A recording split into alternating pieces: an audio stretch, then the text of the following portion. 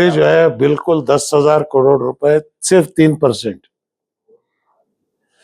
میں 10 سال سے یہ بول رہا ہوں 10,000 کروڑ روپے سالانہ دو. 5 سال کے اندر کوئی بھی گاؤں میں کوئی بچہ آپ کو بغیر علم کے نہیں ملے گا. 12ویں کلاس تک اس کو فری تعلیم ملے گی. ہر تعلقے میں انجمن بناؤ, اس انجمن کو گرانٹ دو, اس کے تھرو جو ہے ایجوکیشن انسٹیٹیوشن شروع کرو.